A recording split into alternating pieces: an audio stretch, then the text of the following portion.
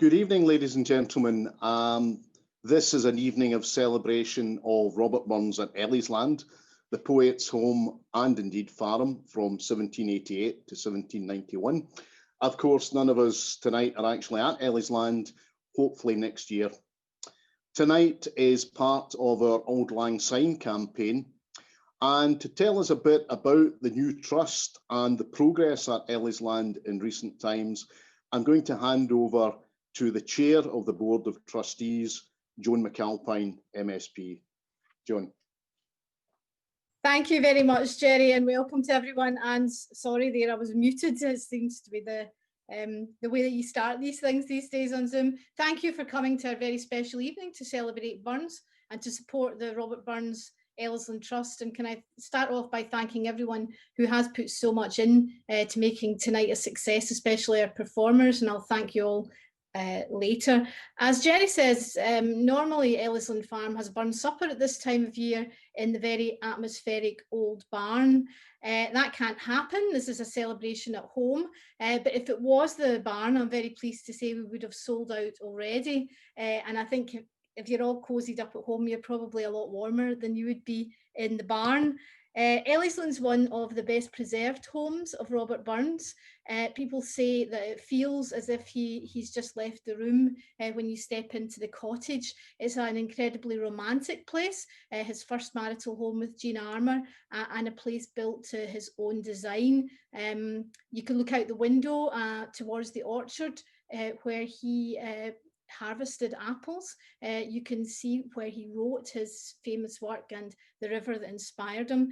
The new trust took over Ellisland last April in the middle of the pandemic. We faced huge challenges because the original trust that was set up in 1922 had, after all that time, perhaps not surprisingly, not many reserves left, and there was an operational deficit. So we had some difficult decisions to make in that time. But in the short time that we have been running Ellisland, we've had a lot of success thanks to the public who contributed to our fundraiser during the first lockdown last year, our volunteers who have worked so hard to improve the outdoor space, and a lot of really great publicity. We've featured in the BBC, ITV, local media, and across the worldwide Burns network. And we've also attracted grants from the Heritage Lottery Fund, Museum and Galleries Scotland, and Hollywood Trust, local trust, allowed us to repurpose some funds in order to support our volunteers. So thanks to them all. We think Ellisland could become a really important cultural centre, an important visitor attraction and a community resource for South West Scotland and its people. And we feel we're trying to develop it at just the right time when the value of Burns is being recognised, obviously culturally and creatively, but also economically as a way that can generate a lot of benefit for the area and for the people that live close to Burns attractions today. There's a report launched by Dumfries and Galloway about what the region can do to benefit from Burns, and Jerry was part of the working group that commissioned that report, and we think it will really benefit Ellisland in future. We're talking to funders, and we're confident that the vision that we'll lay out for Ellisland will attract more funding, but we need investment in the day-to-day, a sustainable course of income to keep Ellisland open while we gather those funds in. And that's why we launched the Auld Lang Syne campaign at Hogmanay, which will run all through this year to increase our membership, the number of people who sign up to become members and supporters of Ellisland Farm. David Hopes, who's the deputy chair of the trust, will say a bit more about the membership scheme. I just want to say it's a bargain. We're calling it the Auld Lang Syne campaign because the song was written here and it's a hymn to friendship. And millions of people around the world have sung the song. If each one of those took out an Ellisland membership, our future would be transformed. If just a few thousand took out membership, we'd certainly be safe, and it would give us a really good foundation and allow us all a little bit more sleep at night, I think. So thank you for those of you who have joined us, who are already members, including the Burns Club members as well as the individual members. You're making a huge difference already, and this is the kind of evening that you can see more of and participate in if you take out membership of Ellisland Farm. And that's why Burns clubs that have supported us, some of the Burns clubs that have supported us are contributing to tonight because they've all got a stake in Ellisland Farm, and this is the kind of event that we can hold for our community. So if you have friends who are not members, if you can persuade them to become members and spread the word tonight. But most importantly, we hope that you can sit back and enjoy what the evening is going to be, which is a marvellous celebration of Robert Burns and his genius. Thank you very much. Thank you, Joan. And to kick us off, our first performer is someone that we're very proud of. Rose Byers is our Ellisland Young Ambassador, and Rose recently won a contest that was overseen by the British Museum. It was UK-wide, and she came out as top volunteer of the year in that competition. And as well as that, or related to that, I suppose, Rose is a very talented singer and musician. And she's going to perform for us tonight a song and a fiddle set. Rose will tell you in more detail about the fiddle set. I'm going to say a wee bit about the song and indeed some of the other songs and texts that we're going to cover tonight, and especially, I suppose, how they fit in with the Ellisland story. We're going to try and give you a bit of the Burns and Ellisland story tonight. Rosie's song is The Collier Laddie, which was published in 1792. Almost certainly, though, begun at Ellisland in November 1790. We know this from manuscript evidence, and I'll try not to be too much of a bore tonight about manuscripts, promises. The most important thing to say about The Collier Laddie is I think it's a true soul song. It stands in an ancient tradition that goes all the way back, obviously enough, it's ancient, and it comes down to modern pop music of the last 60 years. I would think especially of something like the brilliant Arthur Alexander and his song, You Better Move On, for those of you who know that. Like that song, The Collier Laddie has a scenario where a man offers a girl the world to leave her lover, to leave her collier. And the Collier Laddie song, the man in the song offers her yon hills and dales that the sun shines on, say Brawley, if she'll leave her collier laddie. And he'll give her fine clothes, he'll give her diamond rings. But the peasant girl is happy with her collier, with her miner, who works below ground, below the sun. And the song is full of strokes like that, darkness and light. The girl can earn 5 pennies a day, probably working on a farm, although we're not told that. And she's happy to do that and to share her bed with the collier laddie. She says, love for love is the bargain for me, and is happy in a humble cottage. The man in the song finds that money can't buy him love. This is one of Burns's most minimalist lyrics. We know what's being said in a very few lines. This is, as I've sort of been arguing, Burns, the soul singer.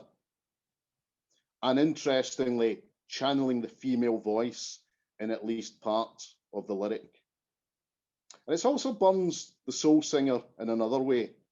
What does it profit a man or a woman to gain the world and to lose his or her soul? The song, as I've mentioned, was drafted in Burns's earliest times at Ellisland, when he's at his most virile, he's most able to understand that love and lust combine in a very potent cocktail, because that's what the song's about. Love and lust going together, most certainly for young folk. Burns at this point is at the peak of his manliness, if you like, in many ways. He is at his most confident, he's most open to emotion and to love. Rose is going to sing for us now, The Collier Laddie. Rose.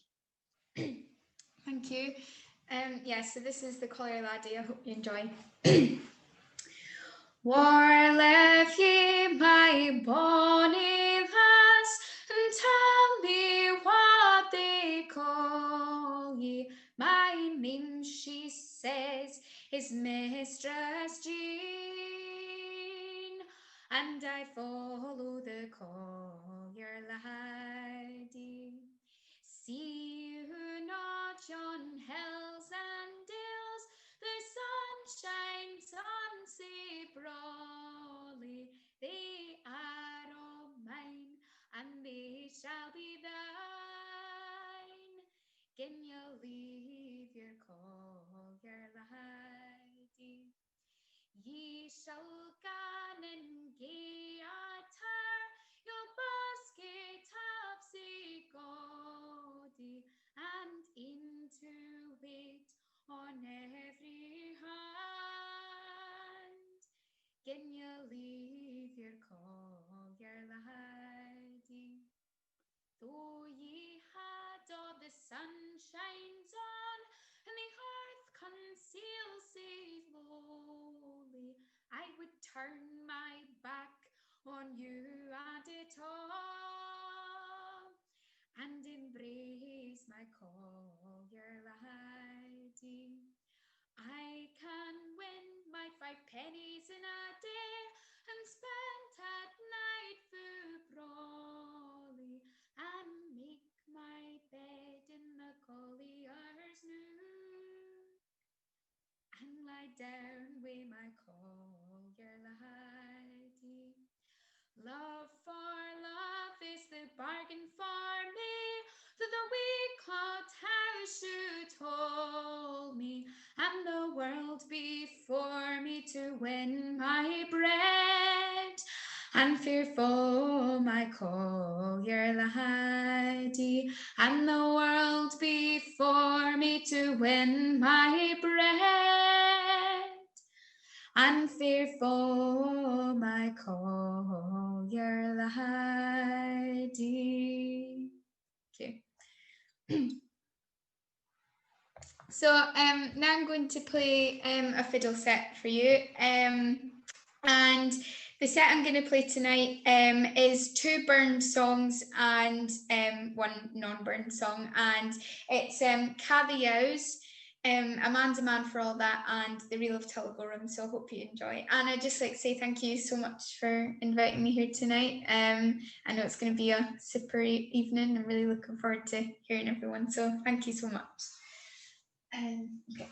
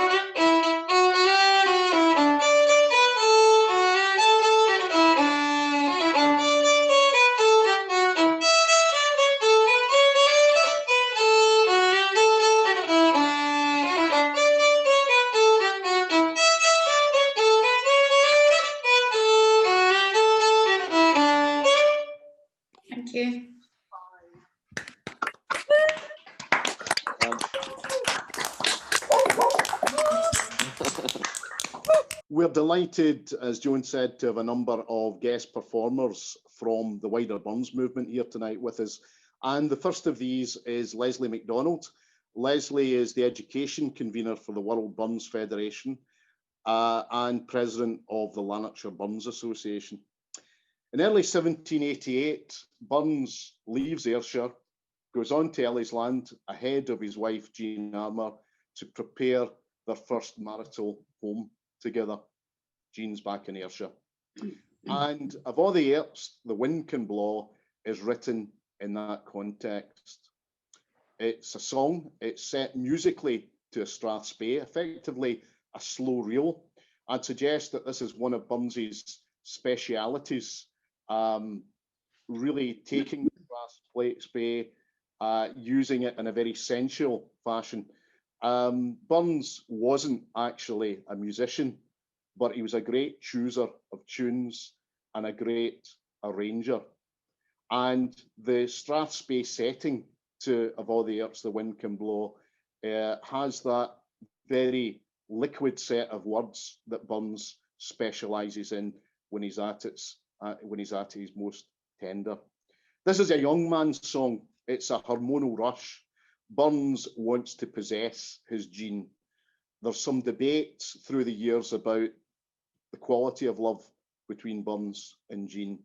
But here in this song, in this text, there is no mistaking the absolute desire. The narrator, Burns, thinks of the hills between Jean, still back in Ayrshire, and himself at Ellisland. The barrier soon to be overcome. Love can move mountains. There is love sickness. There's not a bonny bird that sings but minds me o' my Jean. Nature fades and shrinks in the face of love between man and woman. This is the large pathetic fallacy that troubadours have always resorted to.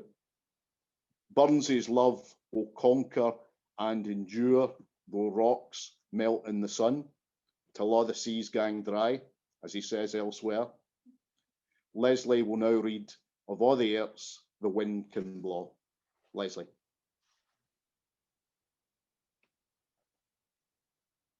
Thank you. Of all the Earps the wind can blow, I dearly like the west, for there the bonny lassie lives, the lassie I lo'e best. There's wild woods grow and rivers row, and mony a hill between, but day and night my fancy's flight is ever wi' my Jean. I see her in the dewy flowers, I see her sweet and fair. I hear her in the tuneful birds, I hear her charm the air. There's not a bonny flower that springs by fountain, shaw or green. There's not a bonny bird that sings, but minds me o' my Jean. Thank you. Thank you very much indeed, Leslie. Emily Smith and Jamie McLennan are two of the stars of the contemporary Scottish music scene, as well as further afield. Among other work, they are two of the finest modern interpreters of the Bard songs, and delighted to say that Emily is also a member of the Board of Trustees at Ellisland. Emily and Jamie will perform twice this evening, 2 songs and then 2 songs later. The first of these, To the Weaver's Gin You Go, is from 1788, from the Ellisland period. It's one of those kind of songs that Burns particularly excels at writing in this period. Songs from the female perspective, from the female voice. 2 others that fit this Ellisland pattern of the female voice are John Anderson, My Jo, for instance, and Lament of Mary Queen of Scots on the approach of spring. I'm not entirely sure why this is the case, the female voice particularly developing in Burns's work while at Ellisland, but I'm developing a theory based on the study of these for further down the line. In a letter, Burns said of Tay the Weavers, The chorus is old, the rest is mine. And there's a kinship with the collier laddie that we heard Rose so beautifully perform. Colliers are increasingly visible in Scotland in the mid-18th century as industry accelerates. And so too, weavers are seen more and more from the mid-18th century as the domestic work economy develops. And many of these weavers, in fact, would be at the forefront of the political and religious agitation in the later 18th and early 19th century in places like Kilmarnock, Glasgow, Paisley, in the western counties, and even beyond. Burns thought that "To the Weavers, Gin Ye Go" was a rather slight song, but I think it nags at him. Very interestingly, somewhat unconsciously, instinctively, Burns is observing the ordinary labourer, the ordinary worker. Depicting the labouring folk, this is part of the observational revolution of Romantic culture. The quotidian peasant, the labourer, etc. The territory that would go on to inspire Wordsworth, Keats, and all the rest in the Romantic movement. And Burns here is a pioneer. The cadences and rhythm of the song mimic the actions associated with weaving. Love songs, including physical love and craft. Burns is a specialist in this type of thing. Another example, even though we're not quite past the watershed, would be The Fornicator's Court, for those of you who know that poem. But here in To the Weavers, Gin Ye Go is Burns, the lyricist of ordinary folk. Emily and Jamie's second song will be The Gowden Locks of Anna. This is one of Burns's great morally awkward love lyrics, written again in the Ellisland period, specifically in 1790. It precedes the likes of A Fond Kiss, written in Dumfries about a week after Burns leaves Ellisland. Damnation, we almost got to claim that one, but it's... Yes, please. A Fond Kiss, a love song to a married woman, a parting pang for Nancy McElhose, soon off to rejoin her estranged and brutal husband in the West Indies. That's A Fond Kiss. In the Ellisland Dumfries period, Burns is writing and sending songs to George Thomson, his second great editor after James Johnson. And Burns says to Thomson of The Gowden Locks of Anna, "This is the best love song I ever composed in my life." And it's interesting, I think, that he says this in 1793. In other words, after he has written A Fond Kiss, Burns thinks The Gowden Locks of Anna is a better love song by him. He hasn't yet written A Red Rose in finished form. Even then, he never speaks so highly of A Red Rose as he does of The Gowden Locks. He is trying to tell us something. There are 2 manuscript print versions and 5 significant print versions. You really shouldn't have allowed me to compare, fellow board members. Of the 2 manuscript versions, one is more sexually explicit than the other, and we'll have to wait and see which one Emily and Jamie go for. The lyric celebrates Burns's love for Helen Anna Park, the niece of the hostess of the Globe Inn, probably. The barmaid there, probably. Miss Park is a real object of desire for Burns in this text, which is set to an Irish air, which brings for Burns associations of waywardness, of unruliness, of awkwardness, because this is one of Burns's great texts of defiant love. He will face down the world for his love of Anna. We might think of Burns earlier in his equally emotional poem, A Poet's Welcome to His Love-Begotten Daughter, in 1785-86, celebrating the birth of his first illegitimate daughter, to Elizabeth Peyton. In that poem, Burns will not deny the physical love, the spiritual love that wrought his daughter, that brought about her birth. He will never blush, no matter what the church or the magistrates might say, when the illegitimate Wayne calls him daddy. This is the Wayne brought up as our own by the long-suffering Jean Armour. Love for his daughter, his dear Dot Bess, like his love for Anna in the Gowden Locks of Anna and in real life, was complicated but unconditional and unashamed. Emily and Jamie will perform their first two songs. Emily and Jamie. Hello everybody. It's a pleasure to be here tonight, and yeah, so to the Weavers, can you go? If you know it, please sing along. We can't hear you right now, but we'll trust that you're there. So.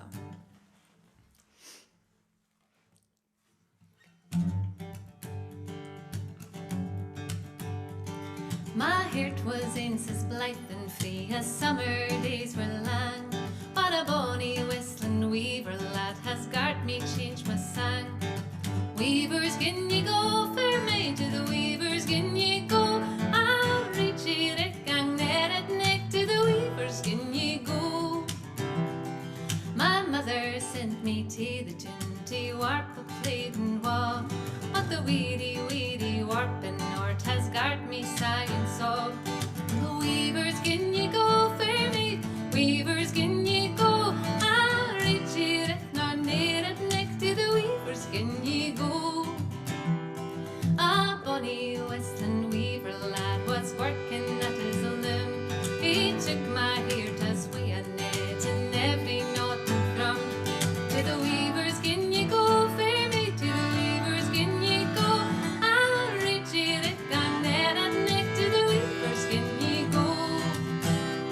I sat beside my warping wheel and I caught a drin, but every shot and every knock my heart to get a stun. Weavers, can ye go for me? To the weavers, can ye go? I'll reach ye gang net and neck. To the weavers, can ye go?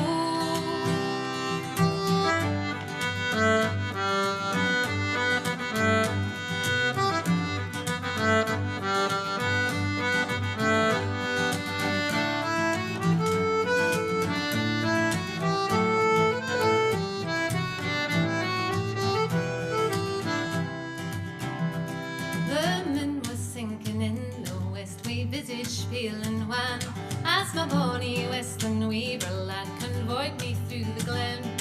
To the weavers, can ye go for me? To the weavers, can ye go? I'll reach ye gang net and neck. To the weavers, can ye go? But what was said or what was done, shame for me can I tell, but oh, I fear the country soon will ken as wills must sell.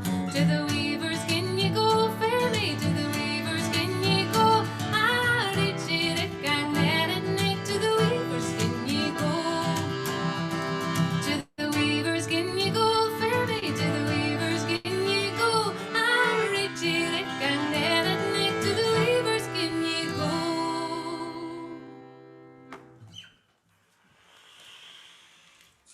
Thank you. We're going to do a little quick switch round here, folks. I'll just mute the mic so that you don't hear all the clanking.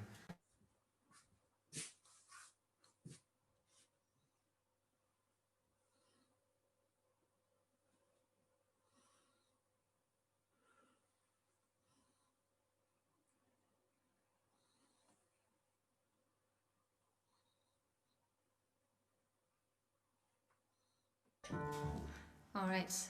You might think it a bit odd that we have a piano right here, and I'm choosing to play a fake one, but we couldn't make it work with the microphone, so we've gone synthetic piano. Okay.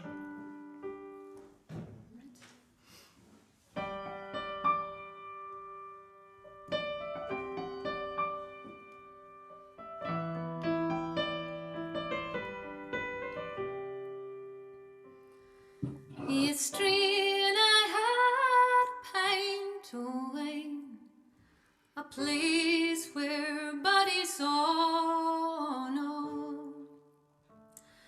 streamly on this breast o' mine, the golden locks o' Anna. The hungry Jew in wilderness, rejoicing o'er his manna, was Nathan to my any bliss among the lips o' Anna.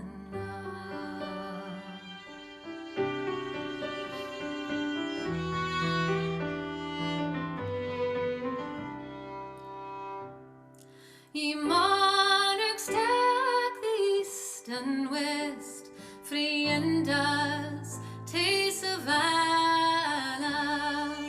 Ye me within my straining grasp, the melting form o' Anna.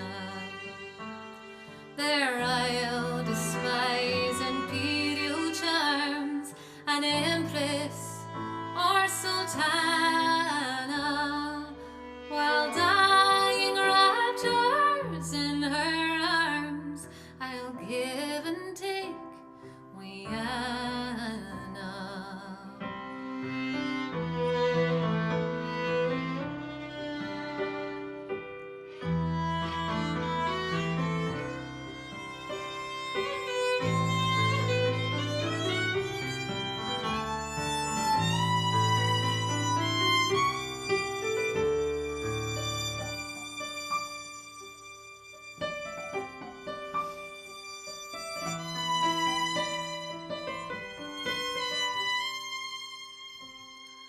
Oh, what the flattering God will do, oh, what the pale Diana, ilk stargy eye thy twinkling ray, when I'm to meet my Anna. Come in thy raven plumage night, sun, moon, and stars withdrawn all, and bring an angel pen to write my transports away, my Anna.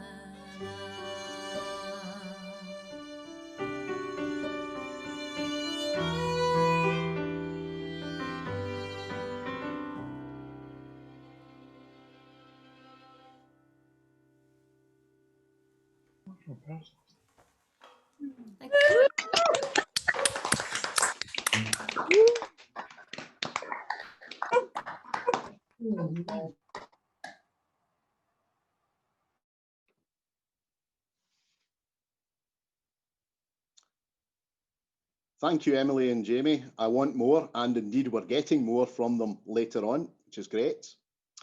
The second of our friends from the wider Burns movement tonight is Margaret Greenlees.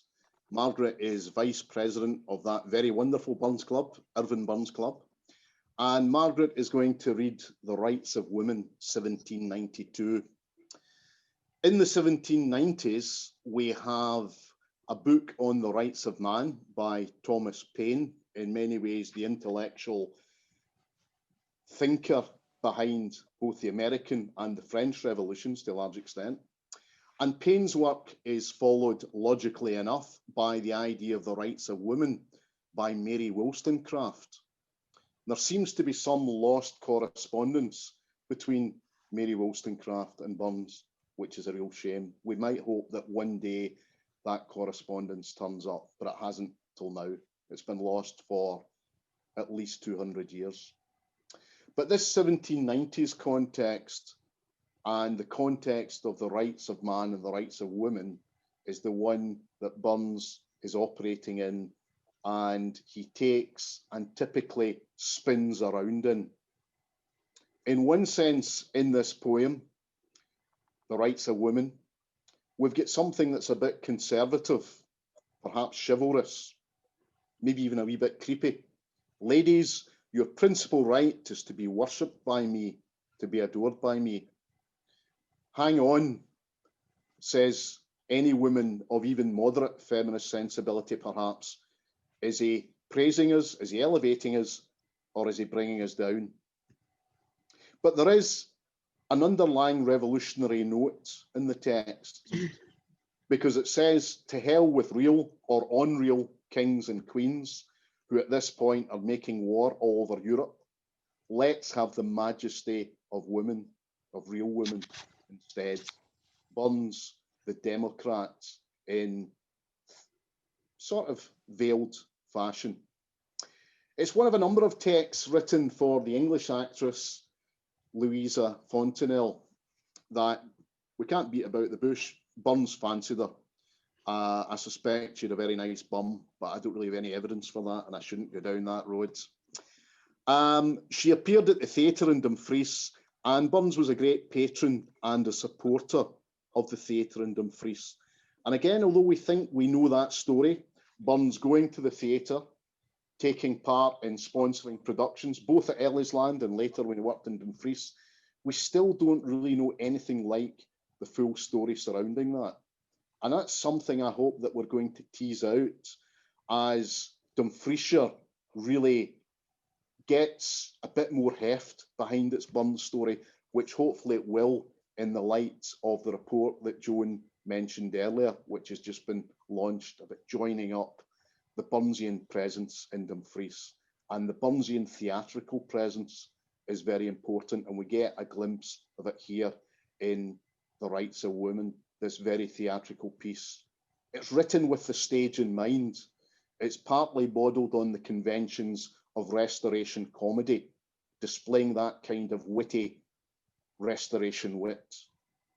Sarah, it'll be fine. Sarah, la liberté c'est libera, malgré les tyrans to Russia. It'll be fine. Freedom will come, despite the tyrants, it will be accomplished. Theatre, women, politics.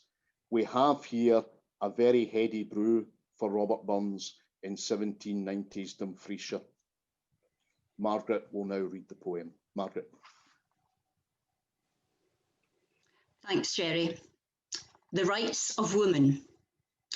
While Europe's eyes fixed on mighty things, the fate of empires and the fall of kings, while quacks of state must each produce his plan, and even children lisp the rights of man, amid this mighty fuss, just let me mention the rights of women merit some attention.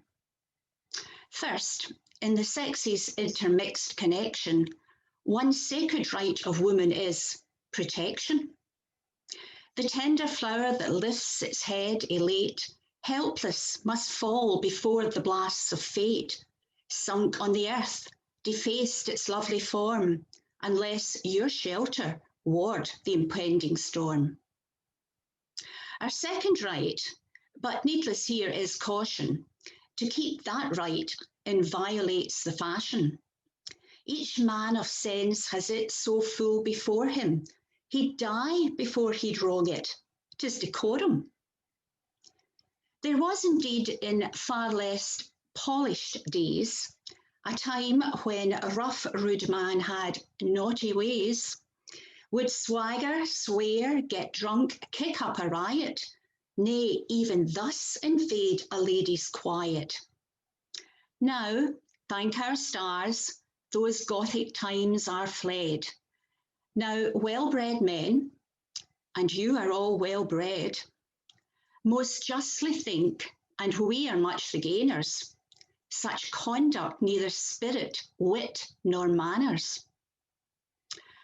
For right the third, the last, the best, our dearest, that right to fluttering female hearts the nearest, which even the rights of kings in low prostration most humbly own. 'Tis dear, dear admiration. In that blessed sphere alone we live and move, there taste that life of life immortal love. Smiles, glances, sighs, tears, fits, flirtations, airs, 'gainst such an host what flinty savage dares? When awful beauty joins with all her charms, who is so rash as rise in rebel arms? But truce with kings and truce with constitutions, with bloody armaments and revolutions. Let majesty your first attention summon. Ah, Sa'ira, the majesty of women.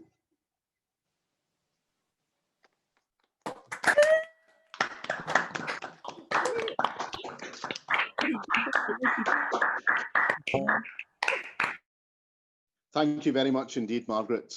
I'm now going to hand you over to the Deputy Chair of the Ellisland Trust, David Hopes, who will tell us a wee bit more about membership and supporting the Ellisland Trust. David. Thanks very much, Jerry, and good evening, everyone from Glasgow Green. I'm going to be very brief anyway, because I'm not here to entertain you. I'm here to give you the hard sell, really, basically. I'm the kind of Bob Geldof of this particular engagement. As Joan mentioned at the outset, at Ellisland, we've got high ambitions for the site. We're really ambitious for Ellisland, but we've also got high running costs.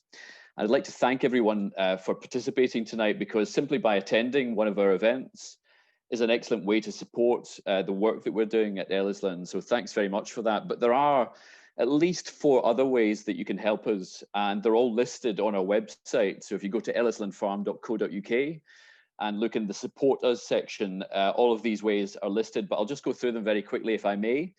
The first way to help us really is to make a donation. So we've got a Just Giving site which is set up, and that's the purest, simplest way to make a donation to help us in the work that we do. And I'm sure a lot of you have already done that tonight, so thank you for that. The second way of helping, supporting Ellisland in the work that we do, and Joan described this earlier as a bargain, is to become a member of the Trust. We're a SCIO, a Scottish Charitable Incorporated Organisation, which means that we're a membership body. And there are 3 tiers of membership that you can join. The first is individual, which is £15 a year. And that gives you free access to Ellisland all through the year. We also issue to our members a newsletter to keep you informed and up to date about all the plans that we're hatching for the site. And indeed, you can get involved in making those plans and forming those plans, because you have voting rights if you become a member of Ellisland. So it gives you a degree of influence in shaping its future. So please, if you're not already a member, consider that tonight. The second tier of membership is specifically for Burns clubs, and it's called the 1788 Circle. The name is taken from the year that Burns first settled at Ellisland with his wife, Jean. So this is specifically for Burns clubs. It's £200 a year, and it gives you, as a Burns club, the right for 10 members to access the site for free right through the year. You also get meeting accommodation at Ellisland if you want to meet on site, which is very special. We've got some excellent facilities there as well. And you also get special access to events like this before the public do. So it's worth thinking about the 1788 Circle if you're a Burns club. And the top tier is the Glencairn Circle. And the Glencairn Circle is named after James Cunningham, who's the 14th Earl of Glencairn. A guy who gave Burns a leg up. You know, he helped him with his second book, his Edinburgh edition. That's designed really for people with deep pockets, and for organisations, it's £500 a year. And for that, you get behind the scenes access to Ellisland, and you can get to participate in exclusive events just for the Glencairn Circle. So the individual membership, £15, the 1788 Circle membership, £200, the Glencairn Circle membership is £500. They're all listed on our website, and we've set all these up with volunteer help. A friend of mine, actually, that I went to school with, John Grant, who might be on this call tonight, volunteered lots of hours to set up these tiers to make it as easy as possible for them to work. Unfortunately, there's a bit of a glitch tonight. So usually they're working, but there's a problem with PayPal this evening. So if you'd like to join, just send us an email at info@ellislandfarm.co.uk. But back to the volunteering, that's the third area that you can help us with. We've got a range of opportunities at Ellisland, or indeed at a distance, from becoming a board member to gardening opportunities on site, to helping with the museum and archive work, to guiding around the site. So if you are interested, again, use the email address, please, info@ellislandfarm.co.uk. And the last way, literally, that you can help us is to leave a legacy. So I'm sure it's not something you want to think about this evening, but you might want to have a look at our website. All the details are in the support us section of ellislandfarm.co.uk. So give us a horn if you can, and enjoy the rest of the evening. Thanks very much.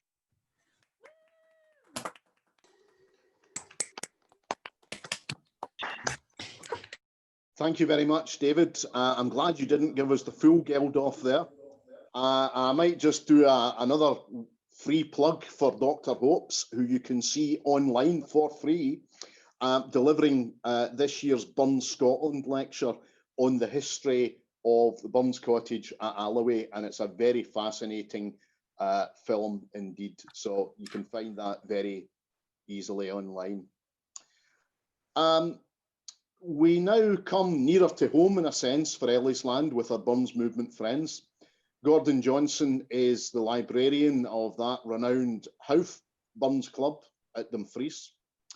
And he's been very ecumenical because he's going to read us a text from the Ayrshire period, addressed to the Onca Good, which dates from 1785, 1786.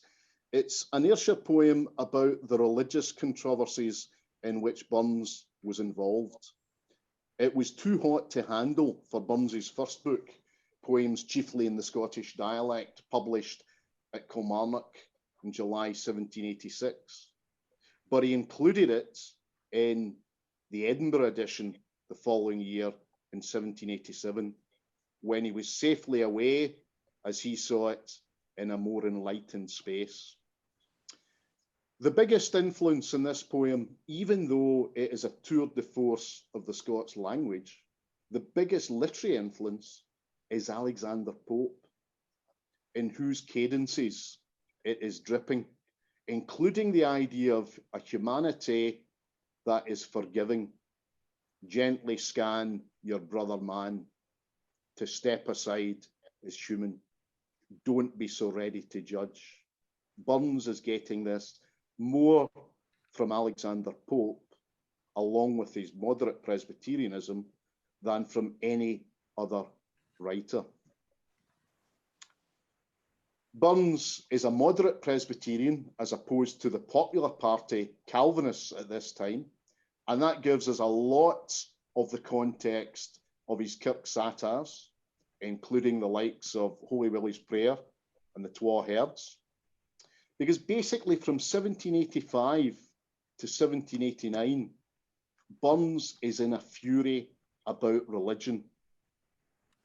And this fury travels with him from Ayrshire to Dumfries. We've only recently discovered that the chapbook version of Holy Willie's Prayer in 1789, when Burns is at Ellisland, was published back in Kilmarnock under the direction of Robert Burns. Robert Burns is in Dumfriesshire, but he's still got one eye on the religious controversies of his early days. Why?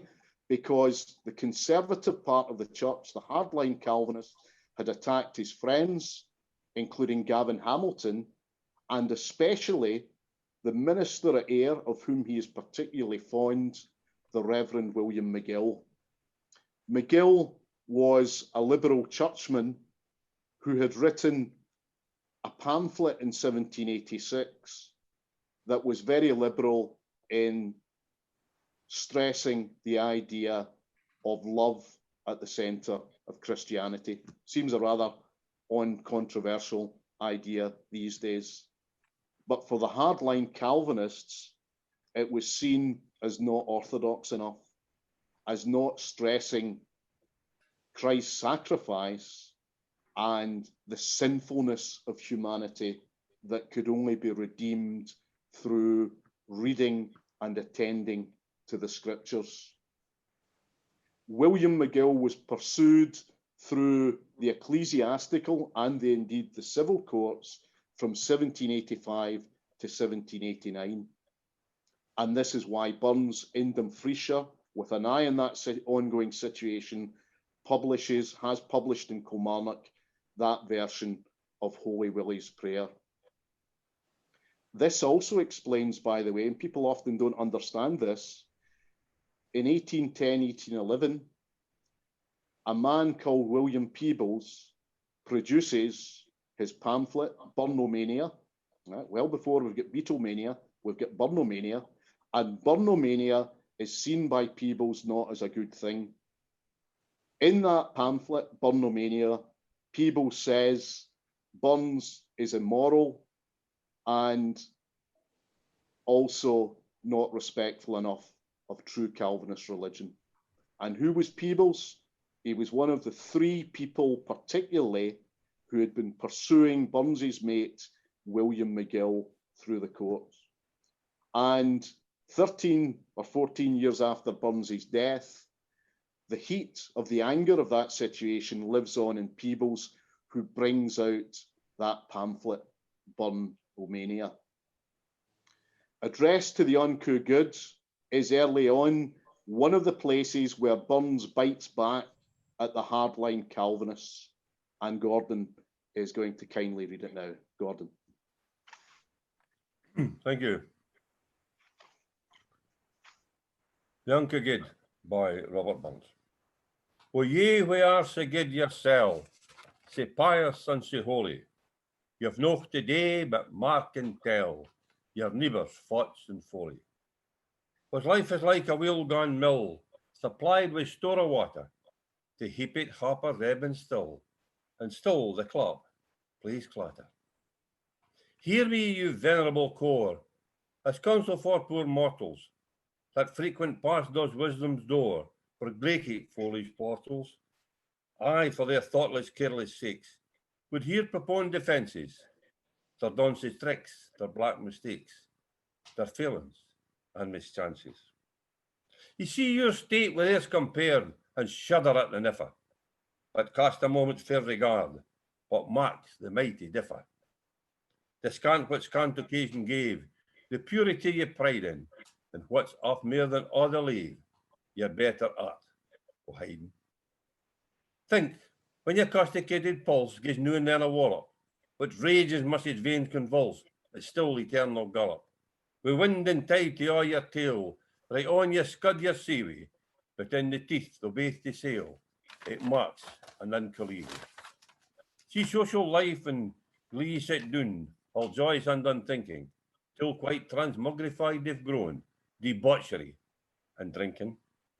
Who would they stay to calculate the eternal consequences of your more dreaded hell to state, damnation of expenses?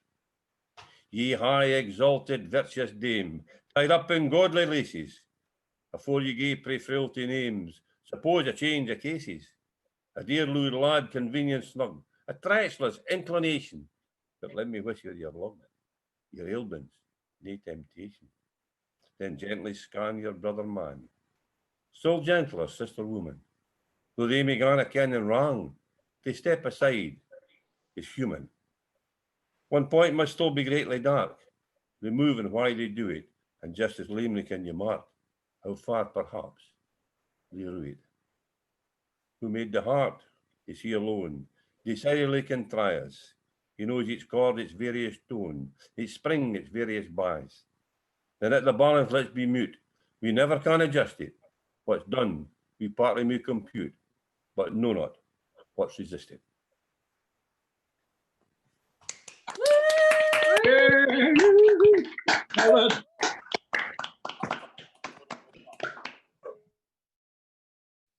Thank you very much indeed, Gordon. It has to be said, the Howth Club is one of those great places where Burns has curated the lore, the poetry, the reading. More friends from the wider Burns movement. We have Alan and Polly Beck. Alan is Junior Vice President of the World Burns Federation. I think that means that he gets promoted eventually in a couple of years' time. And he's also a stalwart of Greenock Burns Club, the Mother Club.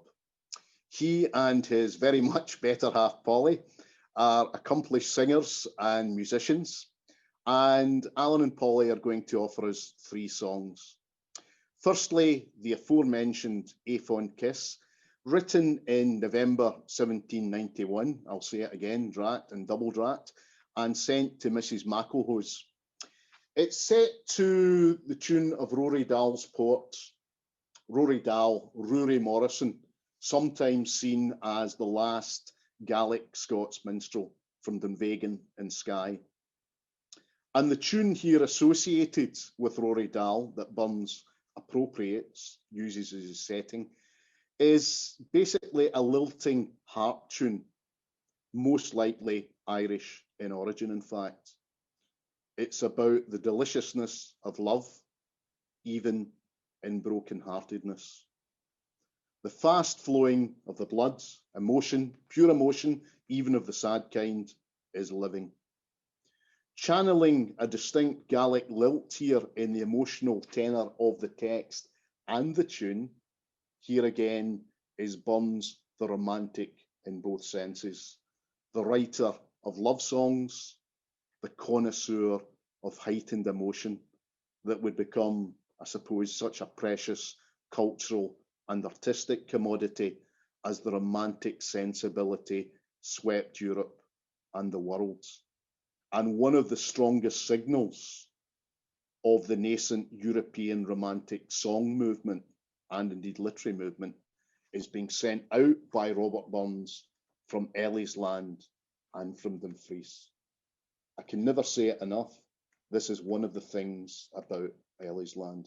It is one of the birthing places of European romantic song. That's a story we've really got to grasp in future and make more of.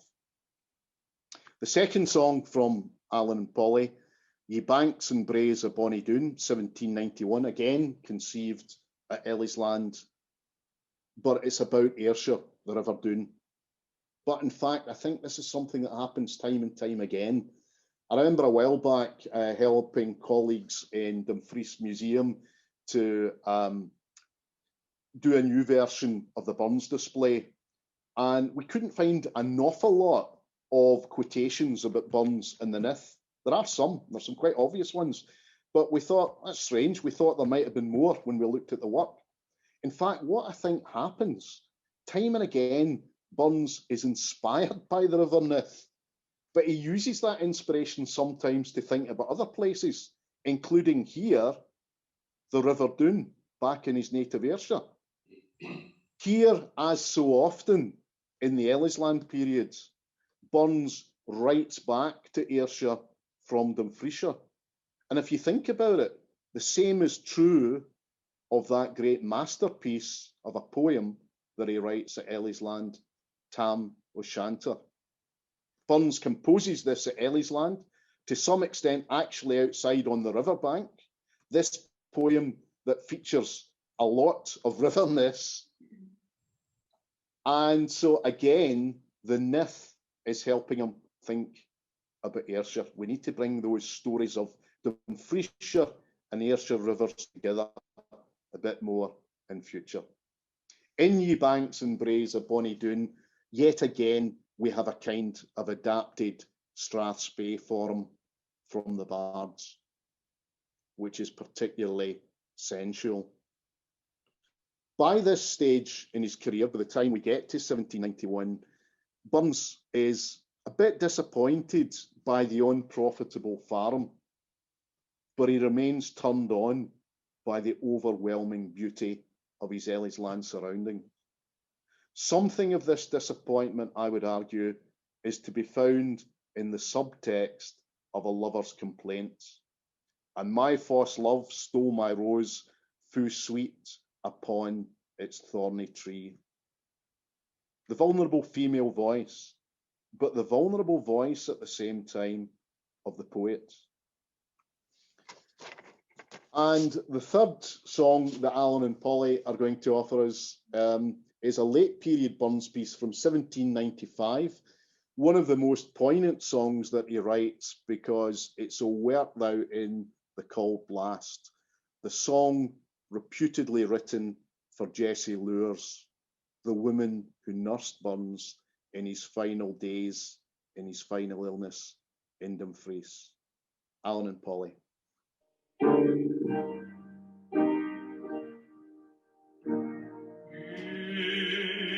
Fond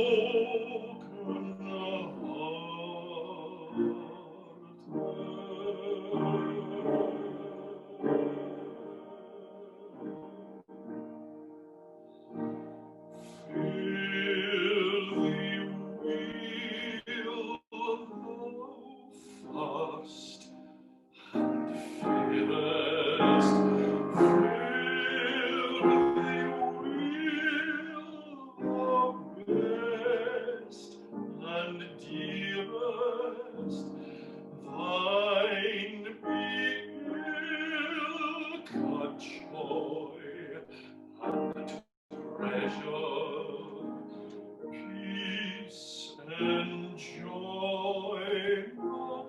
love and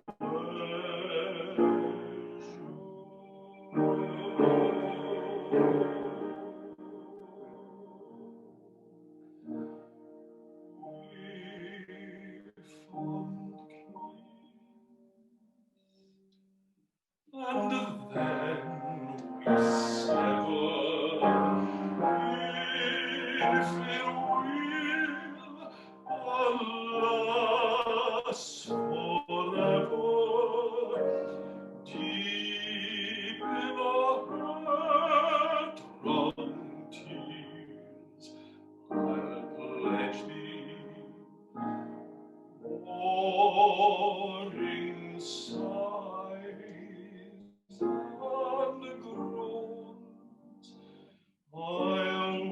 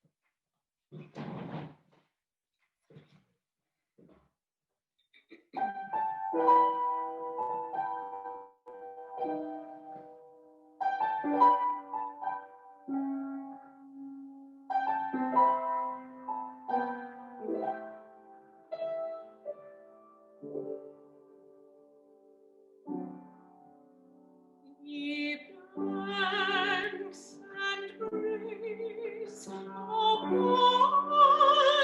it roll, how can ye bloom sae fresh and fair?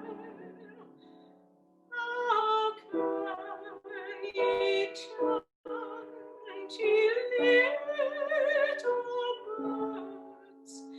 And I say weary,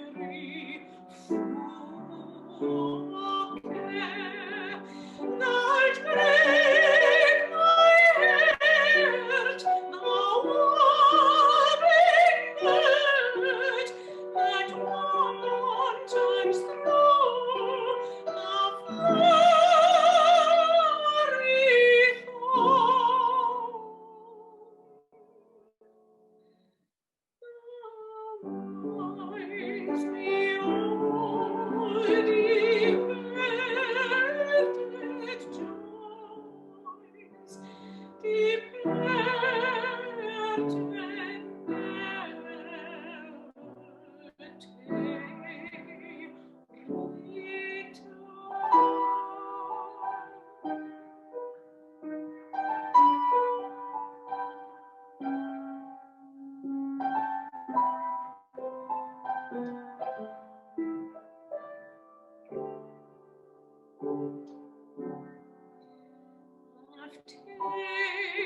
I strayed by bonny dawn to see the rose and woodbine twine, and ilka birds and all its love, and fondly say did I, oh mine, with exultant my thought of rose, who sweet upon its thorny tree.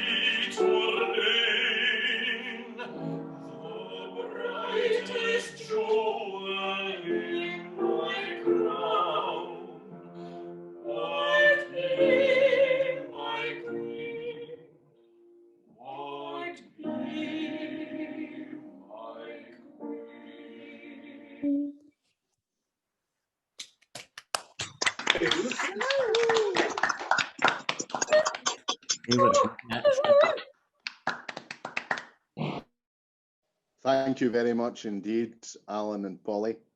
We're going to have Emily and Jamie's final mini set. The first of their two songs is Rattlin' Roaring Willie, 1788, a suitably virile song from a very virile poet at this stage in his life. And it's probably about the lawyer Willie Dunbar, Burns's drinking crony back in the Crookhalen Fencibles Club in Edinburgh, of about a year earlier. And this is a song that reflects Burns' increasing steepage in the fiddle tradition. Burns had been interested in the fiddle from his earliest days in Ayrshire, and indeed owned a fiddle, now I think at the Birthplace Museum, certainly owned by the National Trust for Scotland.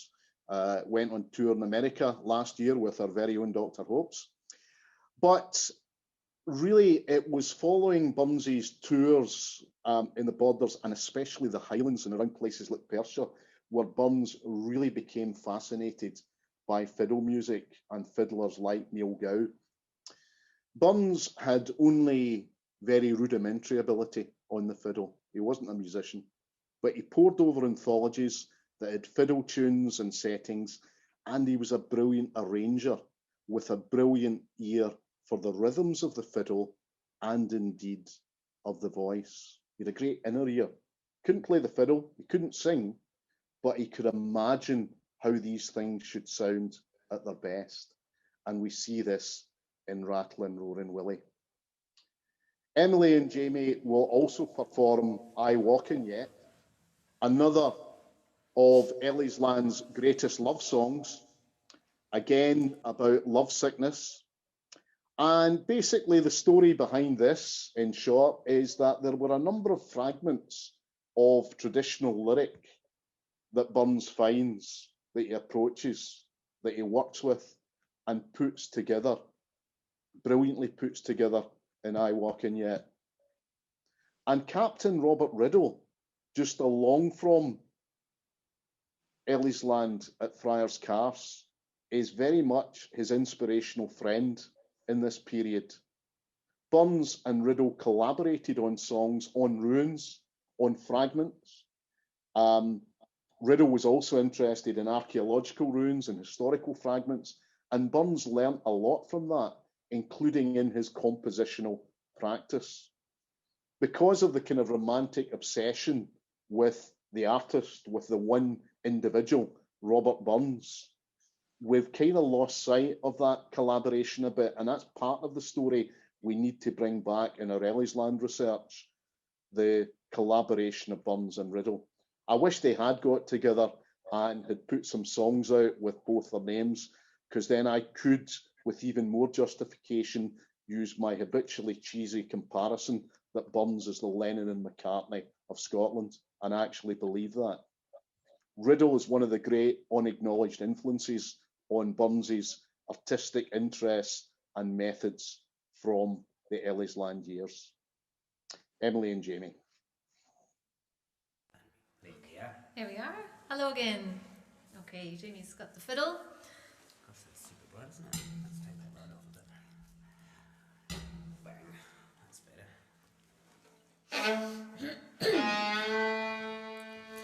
Oh, rattle and roar and Willie, oh, he'll get to the fair, for to sell his fiddle and buy some other wear. Parting way his fiddle, a sock to print to see. Rattle and roar and Willie, you're welcome home to me.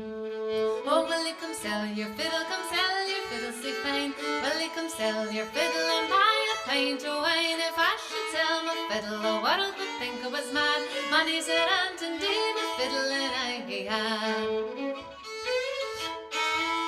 As I come by Clough I canna leave he could been a rattle and roar. And Willie was sitting at yon board end, and a man good company. Rattle and roar and Willie, you're welcome home to me. Oh, Willie, come sell your fiddle, so fine. Oh, Willie, come sell your fiddle and buy a pint of wine. If I should sell my fiddle, the world would think I was mad. Money's at hand and day, my fiddle and I be had.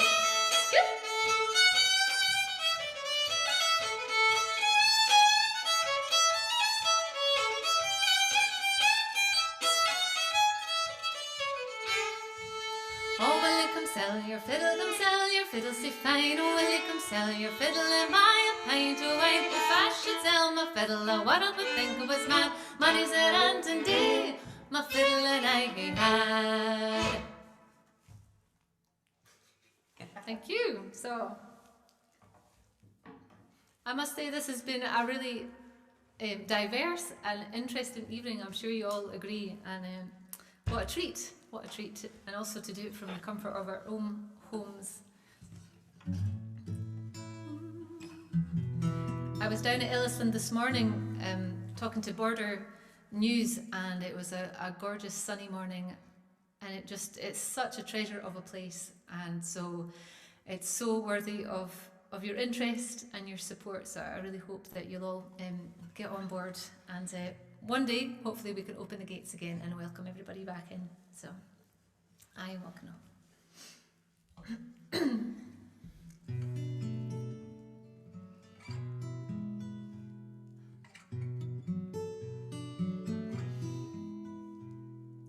Summer's a pleasant time, flowers of every colour, the water runs o'er the home, and I long for my true lover. I walking on, walking high and weary, sleep I can't get near, for thinking on my dearie. I walking on. When I sleep I dream, when I wake I'm weary, sleep I can't get near, for thinking on my dearie. I walking on, walking high and weary, sleep I can't get near, for thinking on my dearie. I walking on.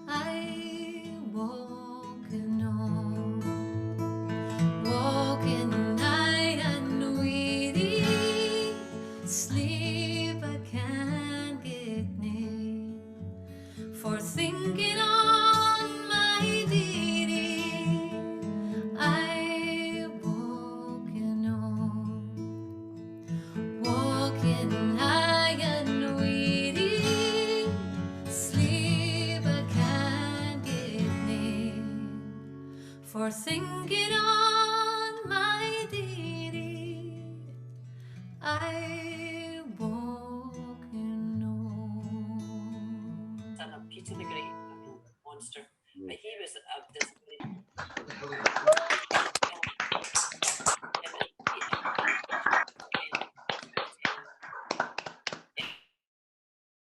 That was absolutely wonderful, Jamie and Emily, and just for all our performers tonight. Thank you so much. One of the things that's always struck me, particularly since coming to the southwest of Scotland, is the incredible talent in the wider Burns movement, the amateur talent as well as the professional talent, and to see that coming together in celebration of Burns and to support a really important place in Burns's life is really very, very, very moving. So thank you to all our performers. Emily and Jamie and our Rose Byers, our wonderful youth ambassador at Ellisland, definitely the future of Burns singers. I'd also like to thank Leslie MacDonald and also Margaret Greenleys, Gordon Johnson and Alan Beck and Polly Beck as well for their recitations and their songs. It was just really quite wonderful. And there's another special person that I'd like to thank for putting tonight together, and that is Tuesday McPhail, who is our outgoing volunteer coordinator. Tuesday was with us thanks to some support from the Heritage Lottery Fund and the Hollywood Trust, and she was really great at reopening Ellisland and getting us up and running again. And she's been poached by the Tron Theatre in the Central Bell, but we've got a fantastic replacement in local lass Avril Goodwin, who I think is here tonight, but I won't embarrass her by making her turn her camera on or anything, but she's going to do a good job for us as well. But Tuesday stayed on to organise this event, and we're very glad she did because it's been really a great success. I'd also like to thank Neil Patterson, graphic artist, for his branding for our Auld Lang Syne campaign. Johnny at Creatomatic, who did some extra work for us on publicising it on the website, and John Grant, who did all that work on setting up our membership on the website.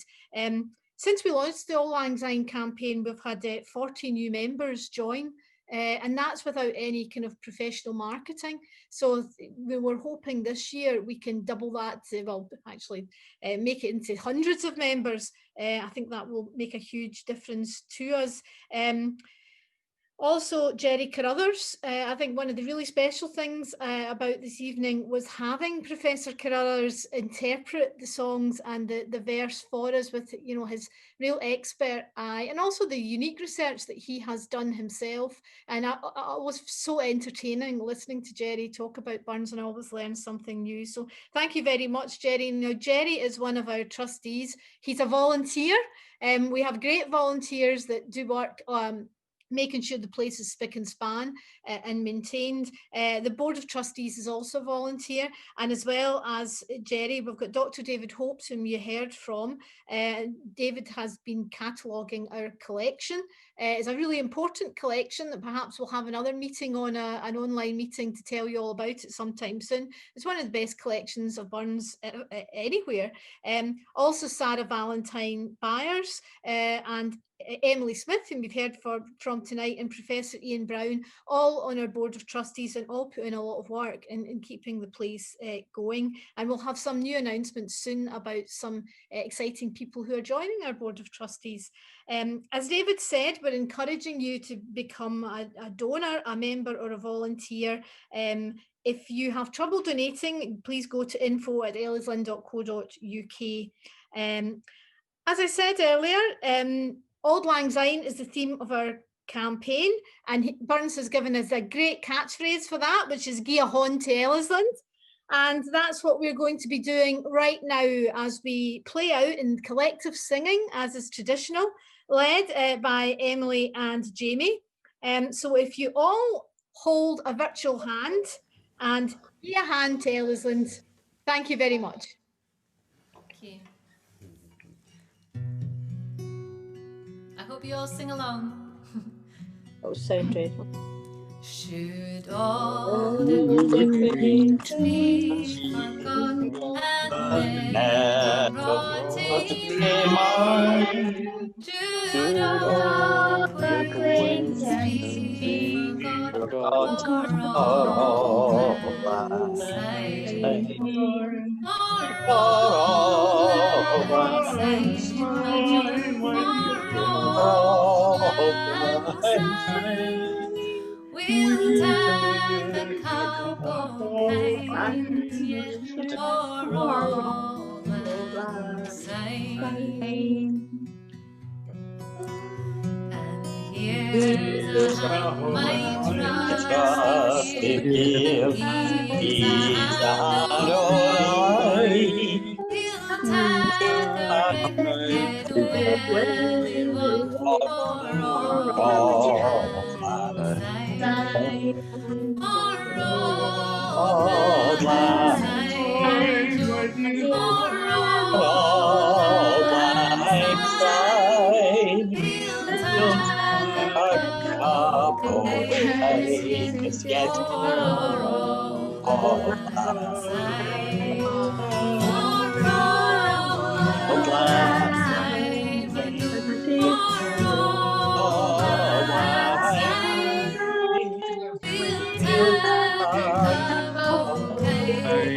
yes, for all